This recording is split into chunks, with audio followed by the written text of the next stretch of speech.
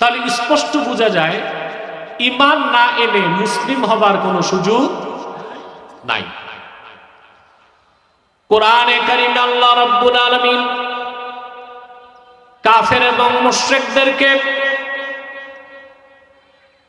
মুসলিম হতে বলেন নাই, কাফের মুশরিকদেরকে বলেছেন ঈমান আনো, ঈমানদারদেরকে বলেছেন ইসলামে প্রবেশ করো।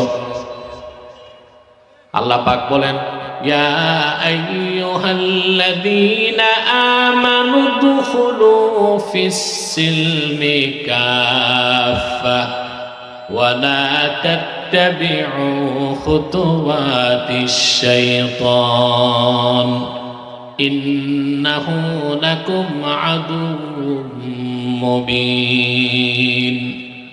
আল্লাহ রাব্বুল আলামিন বলেন, হে ঈমানদারগণ, বিশ্বাসীগণ, তোমরা পরিপূর্ণভাবে ইসলামে প্রবেশ করো, শয়তানের পদাঙ্ক সমূহ অনুসরণ করো না, নিশ্চয়ই শয়তান তোমাদের প্রকাশ্য শত্রু। তাহলে কাফের মুশরিককে ইসলামে প্রবেশ করতে বলা হয় নাই, কাফের মুশরিককে বলা হয়েছে ঈমান আনো, ঈমানদারকে বলা হয়েছে ইসলামে প্রবেশ করো।